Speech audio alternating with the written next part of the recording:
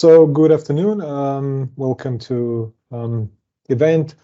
My name is Tomaž Kaštrun, the future data-driven event online. Today I'll be presenting machine learning with or data analytics machine learning with Azure Databricks.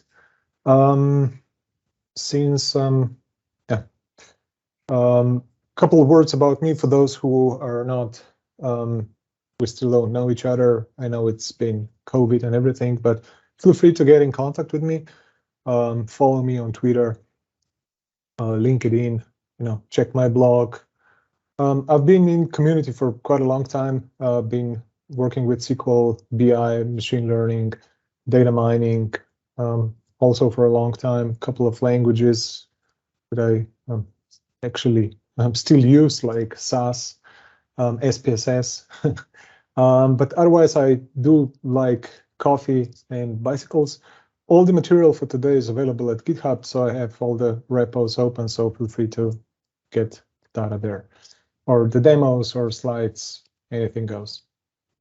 Okay, so first of all, for those who are not familiar with Azure Databricks, what is? It's a Apache unified Apache-based platform, especially for analytics. And in this case, since it's a Databricks is agnostic, it is optimized for Azure. What does this mean? It means that there are a lot of native integrations with other Azure services, as well as Azure Security. And it's super simple to set it up, and you're ready to go to start working with your data, whether it's a data engineering task that you want to do, data analytics, or even machine learning. Everything is super simple to simply start. How to get the data in and how to analyze the data. That's what we'll be looking today. As I said, it's a unified data platform. There is quite a lot of new updates, going on relatively frequently. You have also integration with Delta Lake, MLFlow, and also the latest was Databricks SQL, which is like a Lakehouse architecture. So going from data warehouse to data lake, and now it's Lakehouse architecture, and also some other beautiful nuggets.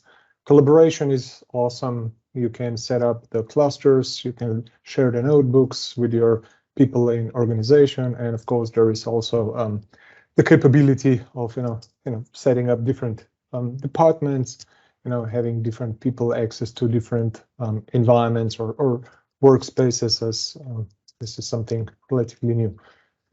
Okay, so why Spark? Because it has a philosophy of speed and ease of use.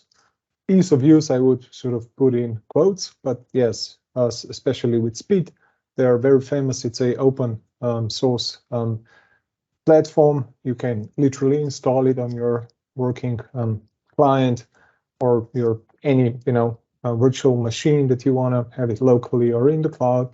It's agnostic, which means that it can be used in literally any platform.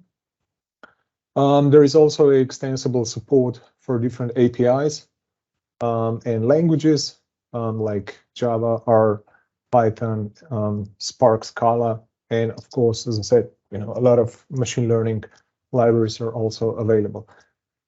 So Spark unifies APIs, which can be used for batch processing, which in this case would be stream and batch processing with Spark Streaming.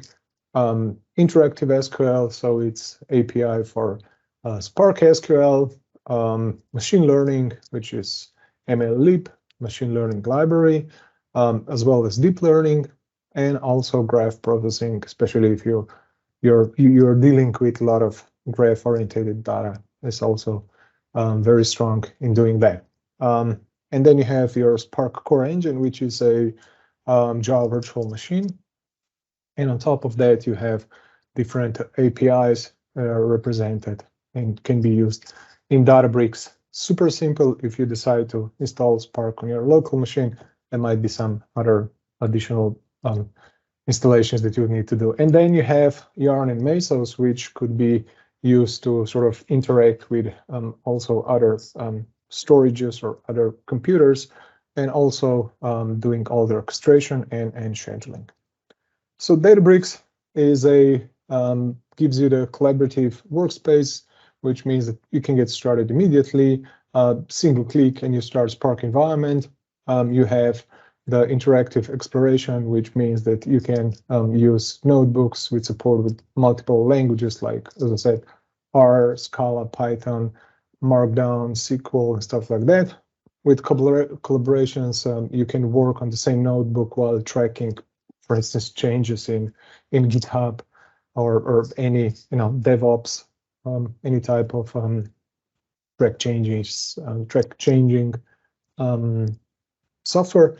You have also visualization, so you can visualize the insights through a wide assortment of different packages and powerful scripts like matplotlib, ggplot, d3. You can also sort of create dashboards with rich integration as well. You can integrate to Power BI or export the data to any different or preferred platform. You can deploy jobs, schedule the jobs. You can use notebooks sort of to create a workflow. And also you have at the bottom, you have optimized Databricks runtime. So it's optimized for IO performance. So Databricks IO module, it's called DB.io, takes processing speed and controls all the bottlenecks for you, making the significant improvements. And also what we know as delta caching, won't be discussing that today. You also have the possibility of doing serverless, which means that you can use highly elastic cloud service that is designed to remove any operational complexity with ensuring not only reliability, but also having cost effectiveness. And of course, you also have the connectivity to REST APIs, any type of REST APIs that you would need to do. And on the left-hand side of the screen, you have multiple data ingestions that you can sort of just bring in. Okay, so what is essential for your machine learning project? So you definitely would need to set up a cluster, file store. Of course, we want to have everything in Git, track changes. You definitely would need to select runtimes.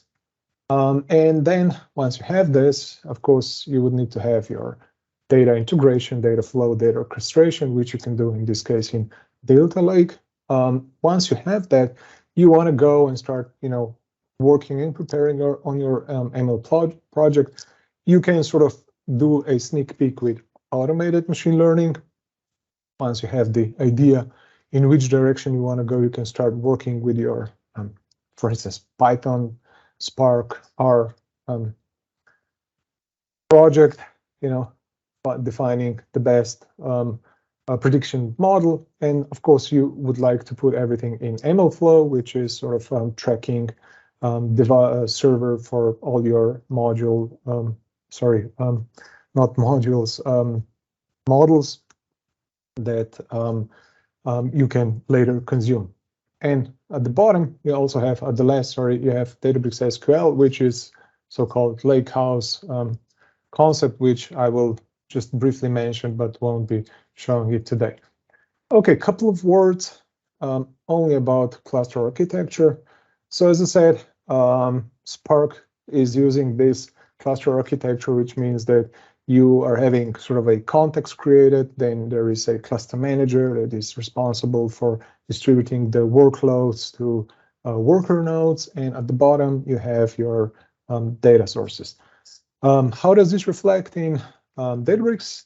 Simply by selecting your preferred runtime, your preferred, the scope, the size of your driver type or the manager type, which can be a standard, machine. You have all this already prepared, and you define the minimum and the maximum number of workers, and that's it. So those workers and drivers essentially will be created as a virtual machines. And once you're done with that, you simply you can start writing the code immediately. A couple of words about DBFS, which is distributed file system. It uses so-called buckets to sort of mount the data, and the function DBFS mount is also responsible to sort of maneuver the data and get all the data ready to from the blob storage to the worker nodes. You can also use DBFS CLI if you want to sort of upload the data or mount the data, and also you can take the data from, for instance, Azure Blob Storage or any other type of storage that might be interesting or available for you. You can also use Python and Scala with accessing with the DBFS CLI, and data is always persistent, which means that everything that you will do will be persisted. So regardless of either you're terminating your clusters or not, data will be waiting for you. Delta Lake is a concept which was heavily integrated, and it's now used by a lot of people who are using Databricks. Essentially, it's responsible introducing the storage layer, which is, in Data Lake, we have usually zones or lakes where we sort of store the data as it is, and then we, do something with the data, curate the data, and then put all the data in different zones. For instance, if we're going from bronze to silver, and then we also enrich the data, for instance, or aggregate the data, and we put it into the the third zone, for instance. So those names that you see here, bronze, silver, gold, are the names that Delta Lake is using. But what the Delta Lakes brings to the table is essentially the acid or the acidity of your data lake, which means that it will be taking all the responsibility that you read your file or you read the data that is in your file or several files only once. So you don't really have to worry about whether data is changing. Have I read that data? Is this data already somewhere? So it all just simply think about of your relational, let's say, SQL database, what ACID means in SQL Server, for instance. This also means now in Delta Lake. And it also is fully compatible with Apache Spark APIs. So APIs, as I've said, so these are all the APIs. So Spark SQL is an API on top. Machine learning is an API. So these are all represented as APIs in Spark. One very important module is also MLFlow, and the core philosophy here is to put as few constraints as possible to your workload, to your workflow, and it's designed that you can work with any machine learning library, for instance, and you determine the most about your code by simply creating a convention and all the minimal requirements for instance, for your model to be integrated in your, let's say, existing code base. So it gives you the design and integration and, let's say, reproducibility of your machine learning models or experiments or artifacts by doing it using MLFlow tracking and MLFlow registry. In this case, your code is simply reproducible and accessible not only to data scientists, but it can also be machine learning engineers or data analysts. So you can, everything you put in MLFlow, people from different departments can then either reuse or see what you've been doing. So the MLFlow itself gives you the possibility to create notebooks, to get all the access to all the experiments. You can track the experiments. You can check the experiments, what's going on, which matrix was performing good, which wasn't. All these things are essentially embedded in MLFlow. And then you also have the tracking, where you sort of track your code through the development process, whether it's a model, whether it's all the artifacts. You can track changes, and you can simply just by saying, okay, this piece of code needs to be changed, you can do that or comment it you can also do that. And you can always sort of revert to best model or the best code by simply, just going a step back in your model registry. Instead of pushing the model to production, you can push it back to the staging or create a new version, and that's it. So essentially, MLFlow tracking and MLFlow where you create or where you register your model. On top of model registration, where you register the model, there will also be a virtual machine present for your consuming. So you can sort of expose an API to an open world. So let's presume that you create a model and you want to sort of just create an API, for others to consume the model. You can simply do that. So it's fairly simple in MLFlow. You can just say, okay, I want to give this model a virtual machine that will be available for others to consume. This is, fairly simple through the GUID. So each ML experiment would contain, the notebook, the revision of the notebook, when the start and end of a particular run was created. So you can track all this as well as the parameters, and you can also say, okay, these are the best metrics, or these metrics were used to sort of define whether the model was doing okay or not, and all the artifacts. So simply MLFlow will contain that. And this is, in my personal opinion, a awesome way to sort of not only document, but also keep everything for, a data scientist who would be probably picking your work from a particular point, or even for yourself for your future self. Usually we forget what we've been writing after a week or so, and by having MLFlow, you can simply and much faster come back. Okay, I was doing this. Then it's, as I said, the third API is machine learning. There are libraries especially designed for parallel processing by Spark, by Apache Spark.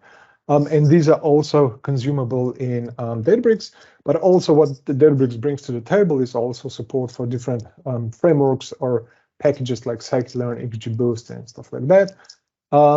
And you can also have access to different jobs or different model supports.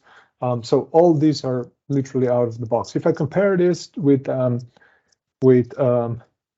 Azure Machine Learning Service, what the service in comparison to Databricks brings more to the table is also preferred frameworks, which Databricks doesn't have. So if you are, fancy a particular framework for machine learning, of course, you would then use you would definitely take machine learning, Azure Machine Learning Services over Databricks, simply by that, but because you have all those frameworks available. As I said, it supports all the languages, Java, Scala, Python, and you have quite a lot of predefined algorithms already available. On top of that, you have the group of different algorithms available, but also if you want to do the marginality reduction, if you want to evaluate matrices, if you want to do PNML model export, you can also do that. Model selection, tuning, all this is literally available for you to start working with. The third part is automated machine learning with Databricks. And this is simply, I usually say, if you have a data set and you are still curious which machine learning model should I pick, the only thing you define with automated machine learning is the type of the problem you try to solve. So it gives you a quickly generated predictive models by simply defining what is your prediction variable and what type of problem you try to solve, whether it's a clustering or whether it's a prediction. So simply by selecting a couple of drop downs, you are ready to go. It's a low-code approach, which means that you can simply just start. And the best part of it is that not only that, okay, it's a black box, but on top of that, not only that you get all the reproducible notebooks back, you can also export the best model and also all the artifacts, and you can either download it or integrate it into your machine learning project. It gives you, really the best solution, quick generated solution, not the best, but quick generated solution, before you really start diving into everything. If I compare this with, so AutoML with Databricks, if I compare it with automated machine learning in Azure Machine Learning Services, they are literally the same. There might be some differences in particular models or some packages in the background that are sort of persistent in the environment, but otherwise, everything what you can do in Databricks, you can also do in Azure Machine Learning Services. So it's really up to you which one you want to pick. With automated Azure Automated Machine Learning Services, there are some beautiful things that you can, in addition to that, select, whether it's create a pipeline or define a particular framework, or just say I want to use this and this and that kind of machine to sort of to get the result even better, faster. Okay, so what is AutoML? So you can imagine that you try to define, how much for a particular car is worth. Okay, so let's assume that this is something that we want to solve. And usually the creation of the model is time consuming, which means that because we all have, quite a lot of features, so a car has a lot of features, whether it's a mileage, condition, car brand, year, when it was produced, all the regulations, stuff like that. You have to sort of define and fit, one feature or all features at the same time, or just particular features at the same time. And then on top of that, you have to define which algorithm you want to use. And we all know that there are quite a lot of different algorithms. And with each algorithm, there comes also different parameters. So it's quite a lot of work. And let's say that I want to sort of, select a couple of features like mileage, car brand, year of the make, and I want to do gradient boosting. And with gradient boosting, with these particular parameters, I can tweak, those parameters and get like 30% model accuracy or efficiency. So in this case, if I would be writing this with Python, it would take quite a lot of time. If I would be writing this with R, it would take quite a lot of time. So essentially, what then you have to do is start iterating. And of course, it takes time. So let's say I take different set of features, I take different algorithm, and I get a little bit better model, which is like 50%. But then, what if I have to sort of iterate through all the sets of algorithms every single time? I have to define the parameter and also have the same matrices for all different algorithms on the same level, so that I can literally compare which model is better. So this is what essentially automated machine learning is.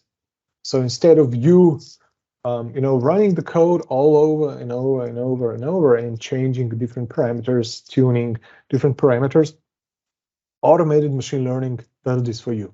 And the end result is actually, yeah, this is the right model for you, or this is the best model for you. So try to go in this direction, try to sort of see why this model is performing the best, what was, the outcome, which features were selected, which feature brings most to the table.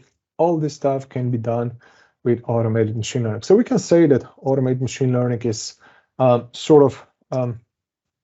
gets all the data for you and then does all the feature engineering. So, finding which variables have most variance, which variables would explain more, and then pick the best algorithm, play with different settings, play with, tune a particular parameter, which we call hyperparameter tuning, which feature to include, which feature to exclude, and then also do all the ranking. Of course, we need to have, we would be probably interested in top 2, 3 algorithms, and then also give you the explanation why this particular model was, doing the way it was doing, and of course being able to sort of extract, not only the code and not only the explanation, but the model itself and all the artifacts. So this is essentially automated machine learning.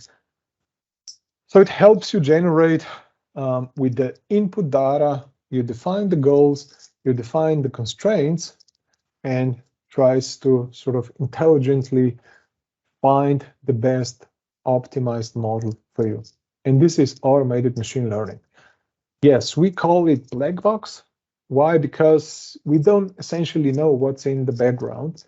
But the beautiful part is that it sort of gives you all these artifacts and notebooks that you can extract, download, and then later, if you want to, play with it or experiment with it, or just investigate why this particular model is performing the way it is. So, of course, this is the first step to your data science project.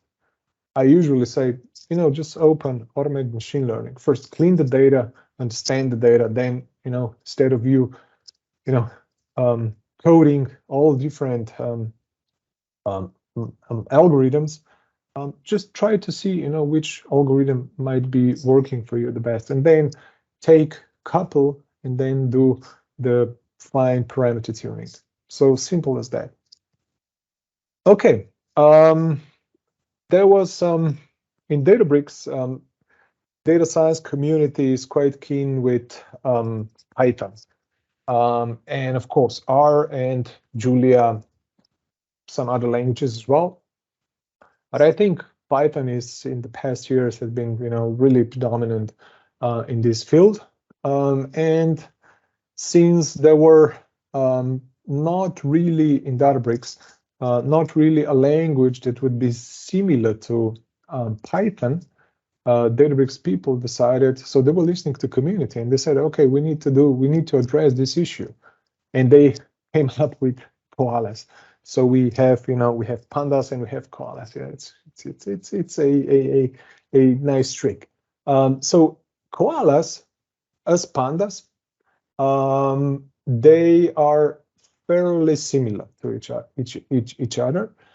So they essentially addressed people who are fluent in Python, but don't want to learn any Spark and get much faster things, going on. So like analyzing data, preparing the data, transforming the data, wrangling the data and stuff like that. So they were really listening and they came up with koalas. So just to give you an example, pandas versus Spark. So if you don't understand any of those, doesn't really matter. If you're fluent in pandas, you understand that it's, importing pandas and then reading a CSV file and then defining columns and doing some calculations.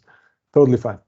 If you're fluent in Spark, you know that this is usually the way you sort of, persist the data. You say infer schema, you say, find my data, and then what you need to do is, push the data to a data frame and then do calculations with particular column. And you can see that, it is semi-different. Sometimes what people were complaining mostly was that that Spark is, kind of hard to read, hard to follow, complex, verbatim, all these things, whereas Python pandas is extremely simple, extremely, easy to read. So, they came up with koalas. Koalas is essentially, if you compare those lines of code, you would see that those are literally the same. The only thing you have to do is, just import Databricks koalas, and then you are ready to go. There is, of course, the caveat to this, because, if I would be comparing pandas to Spark or koalas to Spark, there will be always a issue with performance.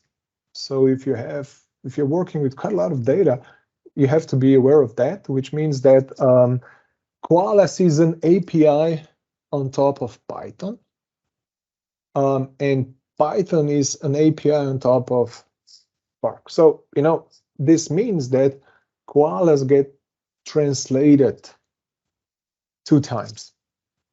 So if you're writing Python, it gets translated only once. So this is then the thing that you need to worry about, because there might be some issues with that, especially if you're working with quite a lot of data, and if you're working with quite a lot of user-defined functions, a lot of transformations. Just be aware of that. Okay, I've mentioned the Lakehouse architecture, which is something that there is also the URL to this paper if you want to read it. And this is something that is fairly new. And the idea is that, we want to move away from this first generation or the data warehouses as we know. The problem with data warehouses as we know is always that they were slow. It would take time to upgrade. The ETL, of course, is very canonic, which is super. But if you want to add the change, it usually takes time. And especially with this new era of data science being very popular, and we need to get the data as fast as possible. This first gen platform of data warehousing became a bit outdated. So the next gen was Data Lake. Data Lake was sort of a data scientist or machine learning engineers could essentially get the data directly from Data Lake. So we call it like 2-tier architecture. In this, of course, people from business would take data from data warehouse because it's cleaned, it's canonical. They've been used this process for the long time, and they know what they are looking. Data scientists would take the data directly from Data Lake. The problem in this case is this Data Lake for data science people it might be the data is not cleaned, the data is not cached, that there is still some missing pieces and parts. So they would also need to do any type of, let's say, cleaning, enriching, and stuff like that. So Databricks came with this Lakehouse platform, which gives you sort of like a unified layer that would be responsible for metadata caching and indexing. And metadata layer for data management would definitely bring on the table like auxiliary data for faster reading. Data would be cached, and there would be also data layouts for data science or data scientists. And this would essentially shift the work from this data lake to this metadata layer, which would bring results much faster. So essentially, the performance is a huge plus because everything was rewritten in C++ on Delta Engine. And of course, you can get the data accessed through Spark data frames instead of just reading the data from files, binaries, semi-structured, structured, or unstructured files. So essentially, there would be this transaction movement, management, governance, versioning, auxiliary data structures in this metadata layer, but it would be for everybody.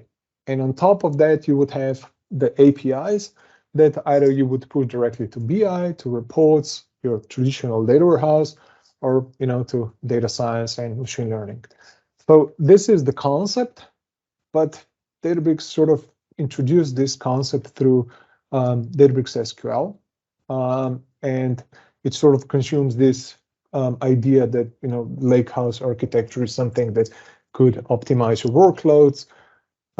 It supports this ACID transactions, support multi-concurrent users. It's fairly simple because, of course, you can simply use your ANSI SQL language, And of course, there are quite a lot of endpoints that you can connect to, whether it's Power BI, whether you want to create a dashboard or something like that. So, this is a new way of thinking. But I don't want to go into Databricks now, SQL. I want to sort of see how would I go about consuming Azure Databricks for machine learning. Okay, so what I'm going to do now is I'm going to switch to my Databricks. So Databricks, go to dashboard, say Databricks, and get Azure Databricks, create a workspace, and that's it. Azure service, and that's it. Once you have this, then you can call it, and you are ready to go. Once you have the Databricks provisioned, what you want to do is you want to first of all create a compute. So compute would be your Spark engine. So you can sort of create a cluster, and you define the runtime, whether you want a standard Apache, Spark runtime or machine learning Spark time. So in this case, of course, I would be using machine learning because it comes with pre-installed machine learning packages and everything. And it's really up to you which version of Scala and Spark you want to install. But let's say that you just define one. Of course, you want to define how many workers you want to have. Be aware that the more the workers you have, you can see the number of DBUs per hour is just jumping like crazy here. So you can see essentially what does this mean is just, opening the wallet. Essentially, the more workers you're going to have, of course, you're going to get much faster results. But, essentially, this would also mean that there's going to be quite a lot of money going out from your wallet. Of course, you can also define the type of the worker, type of the machine, whether it's a general purpose, memory optimized. So you define, the number of cores, the number of workers. For instance, if I select this one, you can see, the amount of money this would probably be costing me. A DBU is a unit, Databricks unit, and it's calculated separately. So let's say that I would be using I don't know, 100 DB units per hour, and 1 hour is essentially that much money. So it gets calculated to you back. So okay, I won't be now installing provisioning this cluster because I've already ran all the scripts. So in this workspace, I have quite a lot of notebooks. And in this case, I will be using Notebook to sort of evaluate the risk for loan approvals. A couple of words about the dataset, where the dataset is available, and why I will be using also tracking experiments for MLFlow. So this demo is definitely, this session is definitely too short for this demo because there is quite a lot of algorithms, which might take 5 minutes, 10 minutes. So I don't want to sort of, I ran previously, but I don't want to now run this. But essentially, the code, the data is available here. So if you go to Kaggle, this user, you can get the data. Okay, so first of all, what I want to do is I want to sort of create a MLFlow version, and I want to have everything registered in MLFlow. This is the first thing I want to do. So what I will be doing is sort of importing the MLFlow, creating the version, and also importing all these functions from different Python packages. So if I want to do decision tree classifier, if I want to do multi-class classifier, I want to have this persistent here. So I did that. And next step would be I want to do some data engineering. So in this case, if I have a database, I want to delete this database. So this database would be called ML with Databricks. I want to drop it in case if it's existing. In this case, just switch from Python to SQL by simply saying %SQL, and now I'm using SQL. And if I see the described database, I can see that the database is persistent, and this is the location, and I am the owner of this database. Okay, so the next thing what I want to do is I want to import the data from Procfile to my environment and then also into this database. So, I can do, simply saying import and then with Spark read the Procfile to data variable. Or I can do, import koalas, and I can switch, I can transform this data to koalas data frame, and I get the koalas data frame, which sort of gives me the idea how I can start working with koalas, which is, again, as I said, similar to pandas, but I can, just use koalas simply as I would be using pandas. And I can check, a couple of lines of the code of the data. I can also, do some sort of essentially see what kind of data I'm dealing with, sort of do group by and aggregation by sum and count. So in this case, take loan amount and aggregate it by sum and count. So this is, all the possible scenarios for the loan status, and for each, calculate me the count and the sum. So I simply do that. And then, switching between koalas and going back to, let's say, Seaborn, I can use, for instance, Seaborn, which is especially going hand in hand with Python pandas. I can also use Seaborn, for instance, with koalas, whether it's Seaborn, whether it's matplotlib, I can simply do that. And what I want to do here is I want to create a graph and then just sort of pivot the results and assign a particular ratio function, which I'm calling a lambda function, and do the calculation, sort it by index, and that's it. And I get, the loan grade for the data set, and, by doing simply that. So I can also start working in preparing the data pipeline.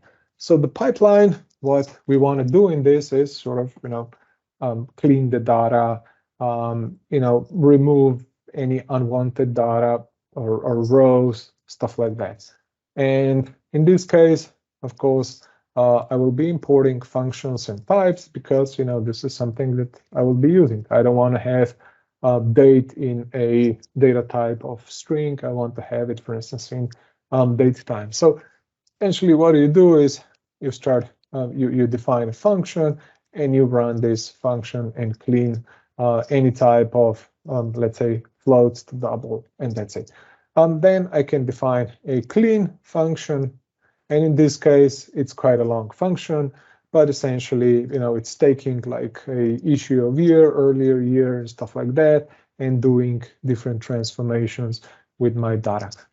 Once I'm done that, so in this case, I'm just creating a function. I'm not even calling the function, but in the next step, I say, okay, create a new data frame and clean my data using this function.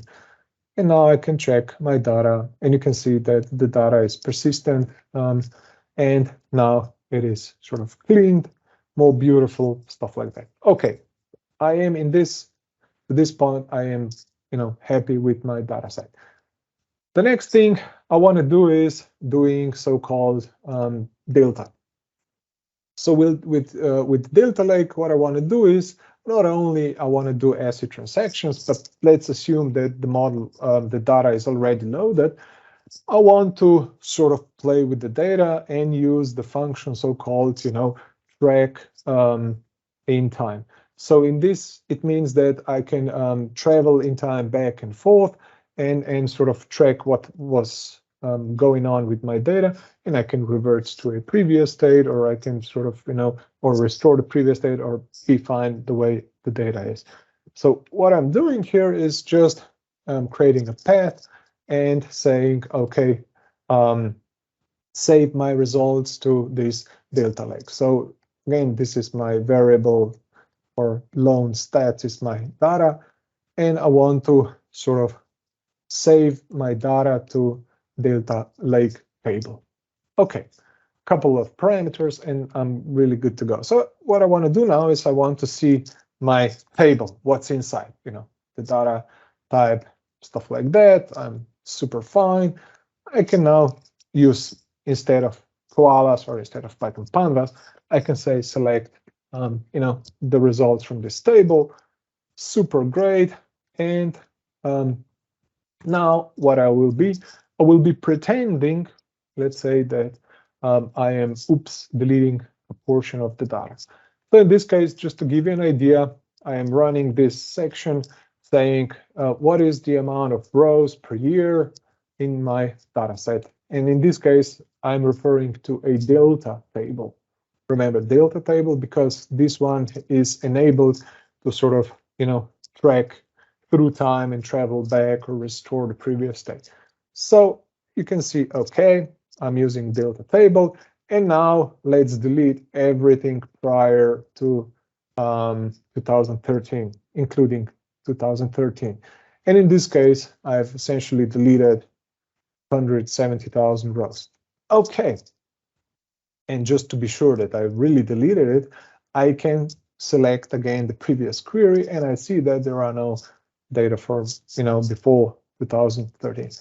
And then it maybe dawned on me that, oops, I shouldn't be deleting this data. So I can check describe history, and I can see when this particular command happened, who did it, and whether the data is sort of available so that I can travel back in time.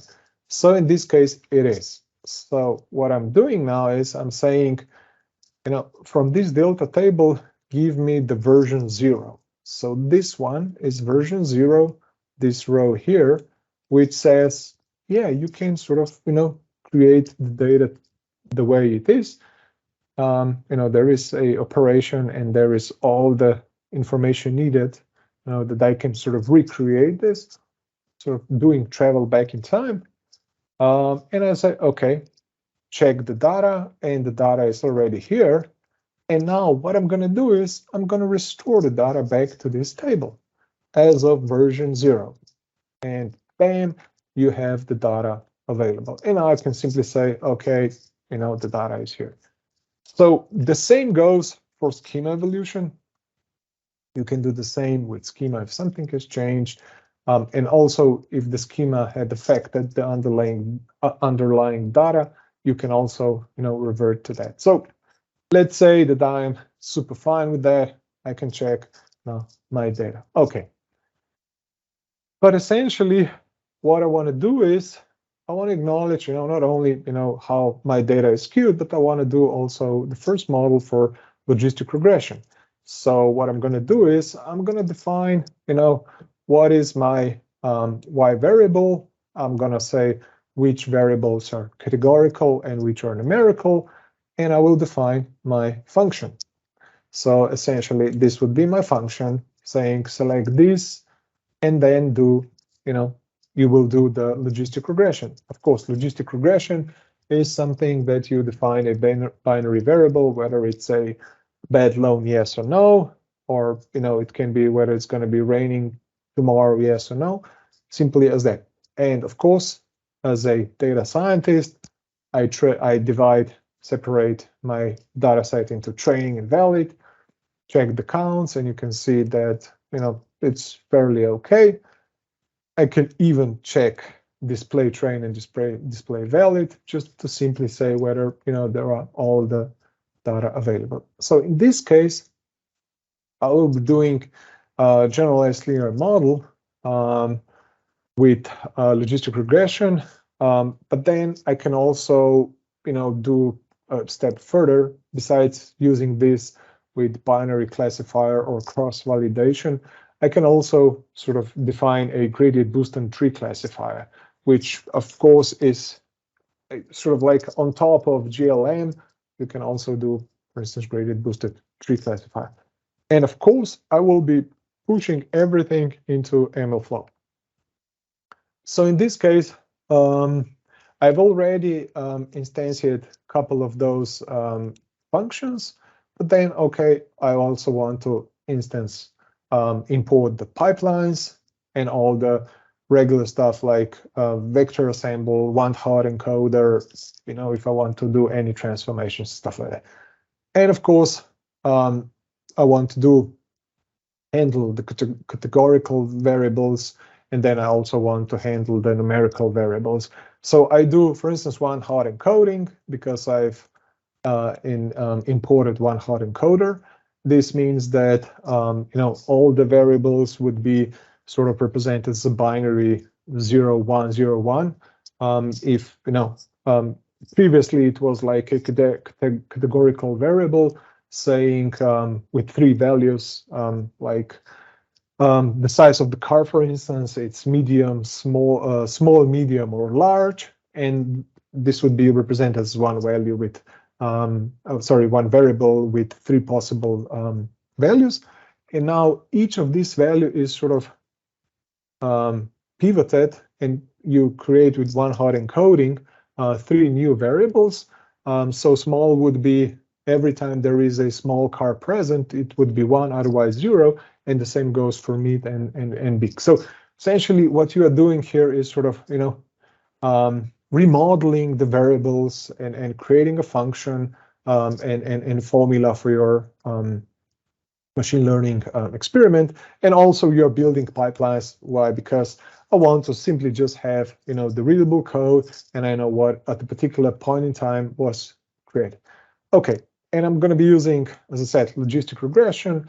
I can define, you know, maximum iteration, elastic net parameter, and some feature selection. So, you know, saying just take, for instance, these variables instead of everything, and then continue on creating the pipeline, doing cross-validation, and also doing fitting whether the model is okay or not by displaying simply a ROC curve.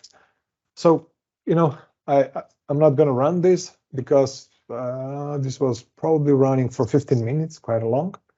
And there was 90 plus Spark jobs, and each was probably running, you know, a couple of times. And I can check for each job, for instance, how long the job was running. Okay, it's going to take quite a long to gather all the information anyways. And I can also see the execution plan, which is sort of a dark visualization directed acyclic graph. And each time Spark sort of creates a job, there would be sort of execution plan or doc created that would tell or instruct Spark, you know, how to sort of resolve each section or portion of the data in a particular job. Okay, unfortunately, there is no information for this run available. Okay, so you can see that at the end, I get the ROC curve, and I can see, you know, I can sort of evaluate whether my model was is performing good or not. And I can also, as I said, register the model with MLFlow. Again, I'm taking the same model, just putting it in MLFlow, and this would essentially make my model visible to other data scientists or being available for other scientists. So once I sort of put the model into MLFlow, I have all my models available here. So what I've just did in the meantime, I switched this workspace from data science to machine learning. And in machine learning, you have experiments and feature store models available, whereas in data science, you don't. So in models, I can now choose, for instance, this was the model. I can choose a particular run. I can get all the notebooks. I can extract all the artifacts, the model itself, whether it's a pickled model or you know, the way how to create this model based on this data. I can get all this information out and sort of extract it or export it to my client machine, or just push it into a Git for further use, or even register in my model registry and see where the model is being pushed, whether it's in staging, whether it's production, whether it was archived. I can also do the serving, which would mean that, first of all, I would need to enable the serving and then attach a cluster to this REST API interface. And I could simply say, okay, consume this model through REST API, and you can sort of just give your API like a Swagger file to people who would want to consume your model. So because we are running out of time, I'm just gonna simply switch back to the slides. So I've simply given you, a quick tour how to consume the machine learning in Databricks. The same would be with automated machine learning. It would be fairly simple, just a couple of clicks. You upload your data, or just say the pointer that my data is in Azure Blob Store, and that's it. Wait for, go for a coffee, come back in 1 hour, and you would have all the results available. So thanks for joining. Scan the QR code. Stay with us with all the other sessions following now. I think it's also Kevin who's going to do, I'm pretty much sure, also a great presentation. So thanks again. And of course, feel free to get in contact. And there is all the material is available at my GitHub repository. So thank you, guys.